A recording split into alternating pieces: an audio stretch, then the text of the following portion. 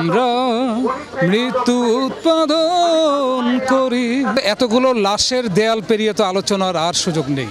আমাদের দাবি সমস্ত হত্যার বিচার, সেটা খুনির কাছে না, সেটা জনতা করবে সেই বিচার।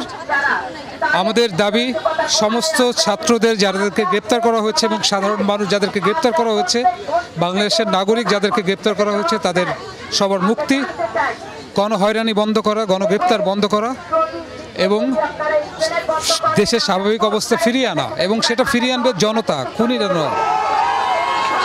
অনেকেই বলছে যে এই শিক্ষার্থীদের যে আন্দোলনটা শুরু হয়েছিল, আন্দোলনটা কিন্তু যৌক্তিক ছিল, অনেকেই বলেছে।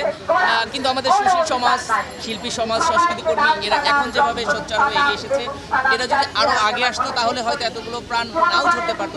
এরকম একটা প্রশ্ন এসেছে, আপনারা এতদিন পরে কেন সোচ্চার হলেন? আমাদের অনেকেই তার পার্সোনাল জায়গা, মানে সোশ্যাল মিডিয়া, অনেকেই শুরু থেকে ছিল। সবাই এরকম না যে সবাই ছিল না, কিন্তু যখন একটা অনেক জটিল পরিস্থিতি তৈরি হয়, অনেকে বিষয়টা দেখে বা অনেক কিছু ঘটে, এবং আপনি বুঝছেন 15 বছরের এক ধরনের মুখ বন্ধ করে রাখা শাসন ব্যবস্থা, যার ফলে অনেকে অনেক কিছু বলতেও ভয় পায় তার যার অবস্থান থেকে। কিন্তু এটা যখন সীমা ছাড়া হয়ে গেছে, তখন মানুষ এক হয়েছে। কথা হলো যে একটি গণ আন্দোলনে মানুষ কখন আসছে, মানুষ আসছে কিনা এটা গুরুত্বপূর্ণ। কখন আসছে, কে আগে কি বলেনি, এসব নিয়ে বিভাজনের সময় এখন না। সবাই যে আসছে, এটাই যারা আন্দোলনকারী ছিল তাদের এবং যারা জনতা, তাদের জন্য এটাই ইন্সপিরেশন, এটাই অনুপ্রেরণা। এই যে একটি সংকট তৈরি হয়েছে, তো এই সংকট সমাধানের ক্ষেত্রে আলোচনার কোনো পথ খোলা রয়েছে কিনা, বা আপনাদের অন্য আলোচনা পথটা তো এতগুলো লাশের দেয়াল পেরিয়ে তো আলোচনার আর সুযোগ নেই। এটা তো গণহত্যা।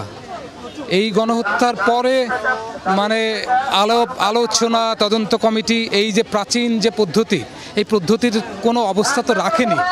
যদি রাখতো তাহলে নিশ্চিত করতো, কিন্তু সেই অবস্থা নেই এখন।